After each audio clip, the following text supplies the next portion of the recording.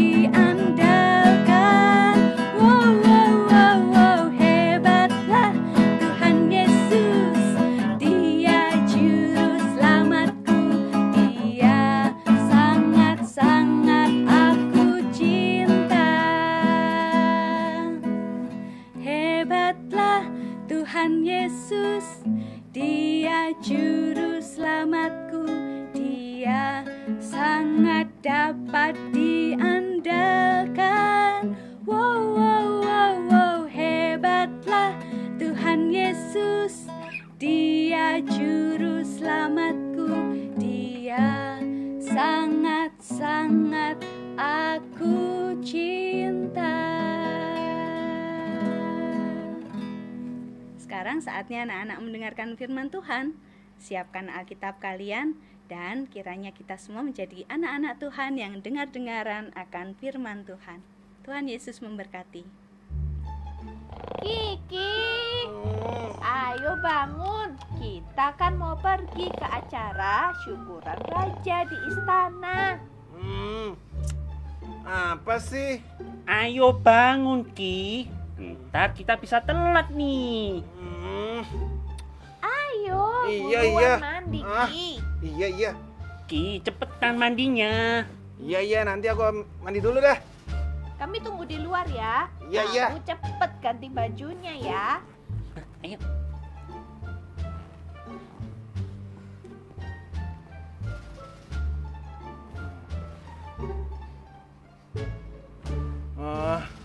Udah selesai nih.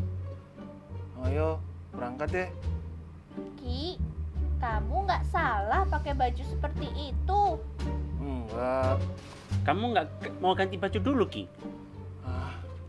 Udah, gak usah cerewet. Ayo berangkat. Katanya aku telat. Ya udah deh kalau gitu. Ayo berangkat. Ayo.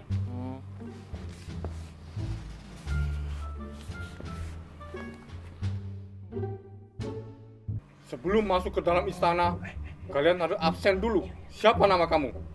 Saya Amip, Pak Pengawal, anaknya Baba Alyong. Baik, silakan masuk.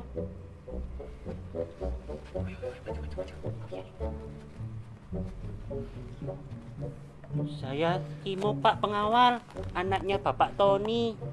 Baiklah, silakan masuk. Dan kamu siapa? Mau ketemu raja kok pakai baju tidur? Gak sopan sekali. Pergi kamu dari sini. Kamu tidak layak masuk istana. Tapi saya Kiki, anak Pak Kenat. Saya juga punya undangannya, Pak. Tidak bisa. Kamu tidak layak masuk istana. Pergi sana. Kamu sangat tidak sopan dengan berpakaian seperti itu. Biarkan saya masuk, Pak. Tidak bisa, saya tidak akan membiarkan orang yang tidak sopan untuk bertemu raja. Sana, pergi kamu. Tidak mau, Pak. Saya mau masuk. Saya ini beneran anak Pak Kenat, Pak. Biarkan saya masuk.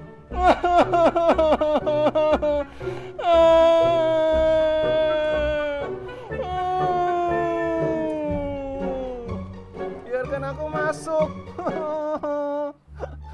Biarkan aku masuk. Ki, ayo bangun. Kamu mimpi apa, Nak? Mama, aku mimpi diusir dari istana, Mah. Aku tidak boleh masuk karena aku pakai baju tidur, Mah. Sudah, nggak usah dipikirkan. Ayo cepat kamu mandi. Sebentar lagi kan ada kebaktian sekolah minggu streaming. Ini udah jam 7.20 loh. Oh iya, hari ini kan hari Minggu ya. Oke, Mah. Kiki, mandi dulu ya. Iya. 1 hour later. Wah, anak mama rapi sekali hari ini. Keren banget kayak gini. Ada apa nih? Kiki kan mau ketemu Tuhan Yesus, Mah. Kiki harus berpakaian bagus dan rapi. Kiki gak mau ditolak Tuhan Yesus hanya karena pakai baju tidur yang jelek dan kumal seperti di mimpi Kiki. Benar sekali sayang. Kalau menghadap raja yang hanya manusia aja kita harus rapi. Apalagi saat kita menghadap Tuhan Yesus, kita harus berpakaian yang bersih dan rapi. Karena itu berarti kita menghormati Tuhan Yesus. Iya, Mah. Selamat mengikuti kebaktiannya sayang. Iya, Mah. A few moments later. Ki, ayo bangun. Udah jam 7 loh. Sebentar lagi kebaktian streaming dimulai. Iya, Kak. 5 menit lagi ya. Masih ngantuk nih. Ya ampun nih anak. Masih tidur mulu. Ayo bangun. Kak Kesha ini gak bisa lihat ya? Orang lagi tidur. Kiki masih ngantuk, Kak. Ntar aja kebaktiannya. Kalau Kiki sudah gak ngantuk. Duh, Gimana sih kamu ini, Ki? Gak boleh gitu. Namanya kebaktian itu ya bersama-sama sesuai jadwal, bukan sendirian sesuai jadwal kamu. Ingat seperti di Matius 18 ayat 20, sebab di mana 2 atau 3 orang berkumpul dalam namaku, di situ aku ada di tengah-tengah mereka. Nah, kalau kamu tidak sesuai jadwal, berarti kamu kebaktian sendiri dong. Ya udah, ntar Kiki kebaktian sesuai jadwal deh. Tapi sekarang Kiki tidur dulu ya. Kalau udah mulai kebaktiannya, Kiki langsung ikut deh. Hah? Mana boleh begitu, Ki? Itu namanya nggak sopan tahu. Masa belum mandi gitu sih? Alah, kakak, kebaktiannya kan juga streaming di rumah aja. Siapa juga sih yang tahu kalau Kiki udah mandi atau belum? Kan gak ada yang lihat. Ampun deh nih anak, susahnya dikasih tahu ya. Aduh, ini kakak cerewetnya banget sih. Tuhan aja gak apa-apa kok. Kok kakak yang protes sih? Udah, Kiki mau tidur lagi. Kiki, Kakak, udah, jangan berisik. anak ini. Ma, nih si Kiki nggak mau bangun, Ma. Apaan sih kakak? Pakai acara laporan mama segala. Ada apa ini? Pagi-pagi kok sudah ribut? Ini loh Ma, si Kiki Ma, udah dibangunin dari tadi, bukannya bangun malah mau tidur lagi. Kiki kok gitu ya? Ayo bangun nak. Kan mau kebaktian sekolah minggu. Nanti telat loh. Oh iya, Mama belum matikan kompor di dapur. Keisha, tolong bantu matikan dulu ya. Iya Ma. Terima kasih. Ma, Kiki masih ngantuk. Ntar Kiki bangun kalau kebaktiannya mulai ya. Loh, mana sempat mandi kalau mepet begitu sayang. Ya udah, gak usah mandi mah, langsung aja. Toh gak ada yang lihat juga. Kan kebaktiannya streaming. Sayang, walaupun streaming, kebaktian tetap kebaktian, di mana Tuhan hadir untuk memberkati kita. Kalau kamu nggak mandi, berarti kamu tidak menghormati Tuhan dong. Terhadap orang yang lebih tua, kita harus menghormati. Terlebih lagi kepada Tuhan kan? Karena Tuhan layak mendapat penghormatan yang tertinggi. Tapi Tuhan kan gak pernah protes, Ma. Mau aku mandi atau tidak, kan Tuhan gak masalah. Iya, Kiki, coba Mama mau tanya ya. Si Kak Kiki udah janjian sama Miss di sekolah dan teman-teman untuk pertemuan kelas via Zoom. Nah, kira-kira apa yang Kiki siapkan untuk hari itu? Yang pasti Kiki akan pasang alarm supaya Kiki bangun lebih awal. Terus Kiki cepat-cepat mandi supaya gak terlambat ikut pertemuan itu. Mengapa Kiki melakukan itu? Karena Kiki sudah kangen ingin bertemu dengan Miss dan teman-teman semua. Habis sekolah liburnya lama sekali sih. Begitu ya. Ternyata Miss dan teman-teman Kiki itu penting sekali ya buat Kiki. Iya, Ma. Teman-temannya Kiki betul-betul penting buat Kiki. Makanya Kiki sudah persiapkan semuanya itu jauh-jauh hari. Supaya tidak terlambat dan harus mandi juga. Padahal kan kalian hanya bertemu lewat Zoom dan bukan bertemu langsung. Toh teman-teman Kiki mana tahu sih kalau Kiki udah mandi atau belum? Ih, Mama, walau gak ketemu langsung, tapi kan masa gak mandi sih, Ma? Kan bau kalau gak mandi. Kan gak ketemu langsung, berarti mereka kan gak bisa deket dan bawi kamu toh. Tapi kan gak enak, Ma. Masa yang lain udah pada mandi, Kiki gak mandi sih? Lagian ya, kan gak sopan. Masa ketemu banyak orang gak mandi. Nah, benar sekali sayang. Itu yang Mama ingin Kiki menyadarinya. Kalau untuk bertemu dengan teman saja, kita harus mandi. Terlebih lagi kalau kita mau ketemu Tuhan Yesus dalam kebaktian. Tapi kebaktian streaming dengan pertemuan kelas kan lain, Mah. Kalau kebaktian kan kita gak dilihat teman-teman yang lain. Benar, Kiki. Memang tidak terlihat teman-teman yang lain. Tapi kan Tuhan Yesus lihat Kiki. Apakah sopan jika ketemu Tuhan Yesus dan Kiki tidak mandi? Iya mah, nggak sopan. Nah, ini Kiki sudah mengerti kan sekarang?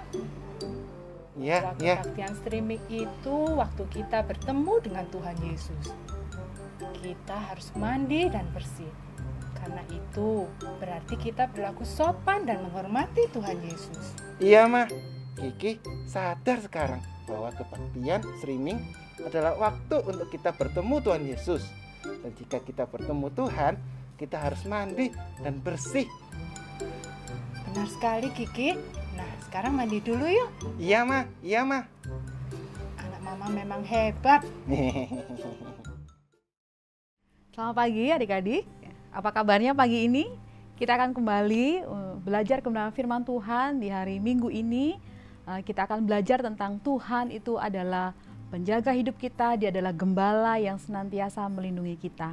Mengawalinya mari kita berdoa. Ayo semuanya kita berdoa, kita tutup mata, lipat tangan, mohon Tuhan menolong kita mengerti dan melakukan kebenaran firman-Nya. Tuhan Yesus, terima kasih. Hari ini kami bisa bersama-sama belajar kebenaran firman-Mu. Sekalipun kami tidak berjumpa secara langsung, tapi kami bersyukur Tuhan memberikan alat-alat elektronik untuk kami terus belajar firman Tuhan. Tolong kami untuk memperhatikan dengan baik, mengerti dan melakukannya dalam hidup kami, supaya Tuhan senang. Dalam nama Yesus kami berdoa. Amin. Nah, lalu seona mau tanya, siapa di antara kalian yang suka tidur? Ya, ayo siapa yang suka tidur? Nah, biasanya kalau pas liburan kita suka tidur ya. Mungkin ada yang tidurnya jam berapa ya? Jam 9. Ya, jam 9. Lalu bangunnya jam 5 pagi. Nah, berapa jam coba itu? Dari jam 9 malam sampai jam 5 pagi. Berapa jam tidurnya? Iya, betul. Kira-kira 8 jam. Ada enggak yang tidur dari jam 9 malam bangun jam 9 pagi? Waduh, berapa lama itu tidurnya? 12 jam, waduh, lama sekali. Nah, ingat ya, sebentar lagi kita sudah mau masuk sekolah nih. Jadi, jangan sampai tidurnya terlalu malam, lalu bangunnya kesiangan. Nah, nanti kalian tidak bisa belajar dengan baik. Sekalipun kita belum bisa masuk ke sekolah, kita masih harus belajar di rumah dengan menggunakan home learning, tapi tetap harus bangun pagi, siap-siap. Siapa tahu kita bisa ketemu dengan guru dan teman-teman melalui Zoom meeting atau Google Meet atau yang lain-lain begitu ya. Nah, kita bisa segar, kita bisa siap. Nah, semangat ya mau masuk sekolah ya. Nah, hari ini loh Sauna mau cerita tentang seorang itu yang waktu dia tidurnya tuh lama sekali, terus gak bangun-bangun. Waduh, ada bahaya loh padahal, tapi tetap dia tidak bangun. Kenapa ya kok dia tidak bangun? Ah iya betul, mungkin dia itu kecapean. Nah, mungkin dia itu sedang, pokoknya aku kepingin menikmati tidur yang lama. Nggak capek sih, tapi males bangun juga bisa. Tapi kali ini si bapak ini bukan karena capek, bukan karena ingin bermalas-malasan, tapi Tuhan memang mengizinkan dia tidur, tidak bangun-bangun, bahkan ketika ada bahaya pun dia tetap tidur. Nah tuh, Tuhan izinkan. Kenapa? Karena Tuhan ingin mengajarkan sesuatu kepada orang ini dan juga kepada kita tentang Tuhan yang hebat yang menjaga hidup kita. Nah, siapakah orang ini? Nah, coba pikirkan ya. Dia adalah raja pertama dari kerajaan Israel. Nah, siapa dia? Ya betul. Namanya adalah Raja Saul. Bukan Saulus ya, tapi Raja Saul. Nah, Raja Saul ini raja pertama di Israel. Dia adalah raja yang diizinkan Tuhan untuk memimpin umat Israel ketika orang-orang Israel sudah kepingin sekali punya raja seperti bangsa-bangsa lain dan Tuhan izinkan. Pertama-tama ketika Raja Saul ini memerintah, dia adalah raja yang baik ya. Dia mendengarkan nasihat para nabi. Nah, nabi itu seperti seorang yang hari ini seperti hamba Tuhan ya, memberikan nasihat, memberikan pembelajaran firman Tuhan dan dia dengar. Tapi beberapa waktu terakhir ini rupanya Raja Saul ini mengambil keputusan sendiri. Misalkan suatu waktu dia itu sedang berada di medan pertempuran. Tapi Tuhan berpesan supaya ketika memulai perang itu doa dulu, minta petunjuk Tuhan, jangan sembarangan begitu ya. Sekalipun waktu itu ada orang yang menyerang, ayo datang sama Tuhan dulu. Dan dia seharusnya menunggu seorang nabi untuk bisa berdoa dan kemudian memberitahukan apa yang Tuhan inginkan untuk mereka lakukan. Tapi Raja Saul tidak sabar. Dia itu merasa saya harus maju. Lalu dia dengar suara rakyat. Orang-orang itu bilang, orang banyak itu bilang, ayo cepet, kamu kan raja, ayo cepet pimpin kami.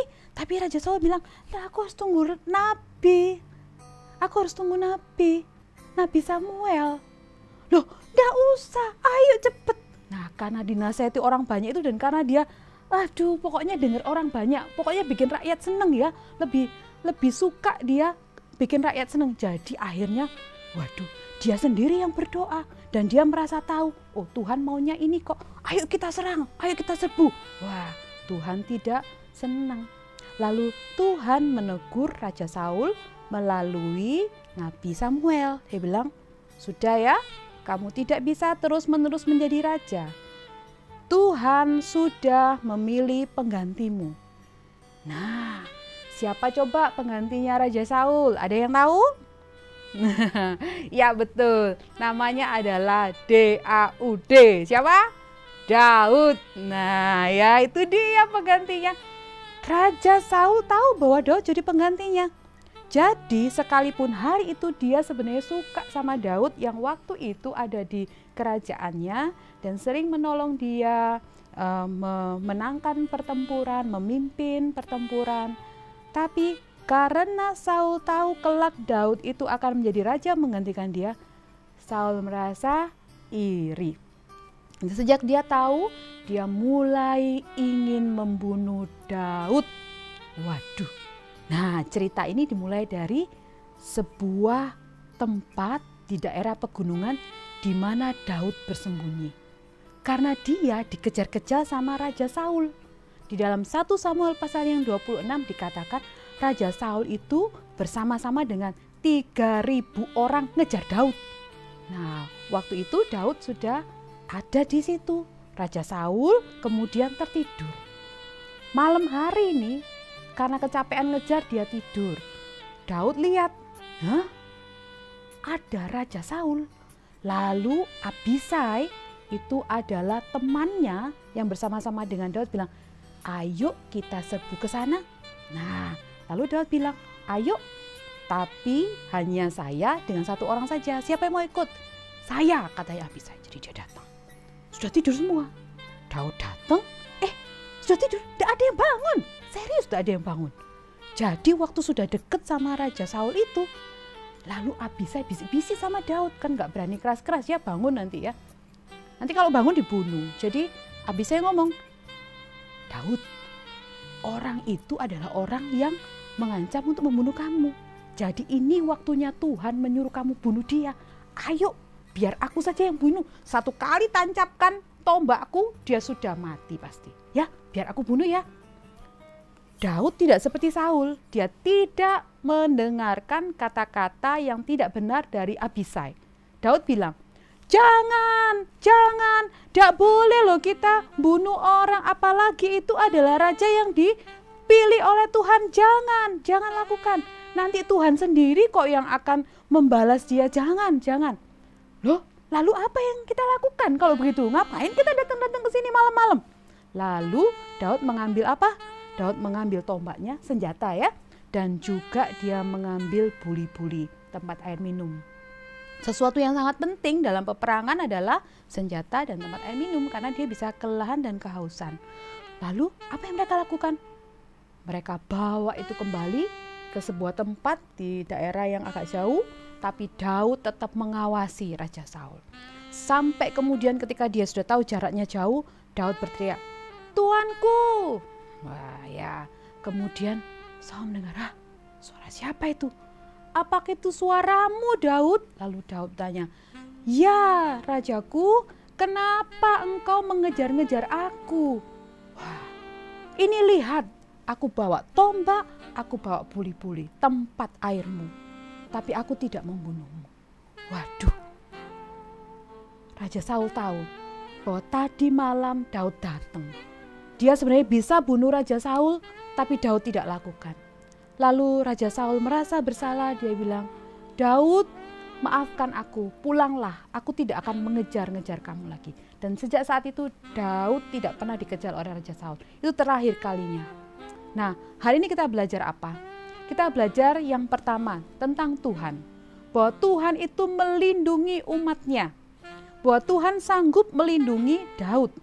Tuhan adalah seperti gembala. Kadang domba, kita ini seperti dombanya, kadang kita bisa jalan kemana-mana. Tapi gembala itu melihat, melindungi. Kalau ada bahaya, disingkirkan. Nah, seperti itu juga Tuhan itu melindungi kita. Tuhan sanggup menjaga kita. Yang pertama ya tentang Tuhan, bahwa Tuhan tidak mengizinkan Raja Saul untuk membunuh Daud. Sekalipun Raja Saul bawa 3.000 tentara. Tapi Daud itu dilindungi oleh Tuhan. Sehingga tidak ada orang yang bisa membunuh Daud kalau Tuhan tidak mengizinkan. Yang kedua, kita belajar apa? Tuhan tidak mengizinkan kita membalas dengan kejahatan. Kalau ada orang jahat sama kita, lalu kita ada kesempatan untuk membalas orang itu, ingat apa yang Daud lakukan. Daud tidak membalas Saul. Dan dia berkata, Tuhan itu sanggup membalas, aku tidak akan lakukan. Kenapa? Karena pembalasan itu haknya Tuhan. Kita tidak berhak membalas. Kita hanya perlu melakukan yang baik. Tuhan akan membalas tepat pada waktunya. Nah, anak-anak yang terkasih, hari ini kita belajar ya tentang Tuhan yang adalah gembala. Dia tahu kok. Kalian merasa sulit masuk ke sekolah yang baru mungkin ya. Ada yang baru mau naik kelas 1, mau naik kelas yang ke atasnya ya. Kelas 1 naik kelas 2, kelas 2 kelas 3, 3 ke 4, 4 ke 5, 5 ke 6 ya. Suasana yang baru. Mungkin ada rasa takut, rasa tidak nyaman. Ingat Tuhan gembala kalian. Kalau ada rasa kamu merasa, waduh ada temen tuh yang sudah nyakiti aku mau balas. Ingat, tidak, Tuhan tidak izinkan. Tuhan pasti akan melakukan bagiannya. Mari kita lihat kebenaran firman Tuhan dari Mazmur 23 ayat yang pertama. Silakan anak-anak baca Alkitabnya. Mazmur 23 ayat pertama. Ayat yang ke-1 ya. Mazmur 23 ayat yang ke-1. Kita baca bersama-sama. 1, 2, 3. Tuhan adalah gembalaku, takkan kekurangan aku. Ya, tutup Alkitabnya, kita baca dengan menghafal ya. Mazmur 23 ayat 1. Tuhan adalah gembalaku, takkan kekurangan aku. Mari kita berdoa. Tuhan Yesus, terima kasih. Tuhan menolong kami mengerti sekali lagi bahwa Tuhan itu adalah pelindung kami. Maka tidak ada satupun hal yang akan terjadi yang menyulitkan kami kalau Tuhan tidak mengizinkan. Tuhan pasti menjaga dan melindungi kami. Dan Tuhan mengajarkan kepada kami untuk tidak membalas kejahatan dengan kejahatan, tapi menyerahkannya kepada Tuhan. Kami percaya Tuhan, apapun yang akan kami lakukan, apapun yang akan kami hadapi, Tuhan itu selalu menyertai kami. Berikan keberanian kepada kami memasuki tahun ajaran yang baru, baik kami yang mau masuk sekolah di sekolah yang baru atau naik kelas. Tuhan tolong kami untuk bisa berani belajar di tempat yang baru, di kelas yang baru, bersama guru-guru yang baru, teman-teman yang baru. Kami percaya Tuhan Engkau akan menjaga kami. Di dalam nama Yesus kami berdoa. Amin. Anak-anak, Tuhan sudah memberkati dan menyertai kehidupan kita sampai dengan hari ini. Oleh karena itu, Lo Setiwi terus mengajak anak-anak untuk kita juga menjadi anak-anak yang senantiasa mengasihi Tuhan dan mengingat akan berkat-berkat Tuhan. Bagaimana caranya? Caranya adalah dengan kita memberikan persembahan, karena persembahan adalah bagian dari ibadah kita kepada Tuhan dan merupakan wujud dari ucapan syukur kita kepada Tuhan. Bagaimana caranya? Sangat mudah, anak-anak bisa transfer ke rekening BCA atau scan QRIS yang akan ditampilkan berikut ini.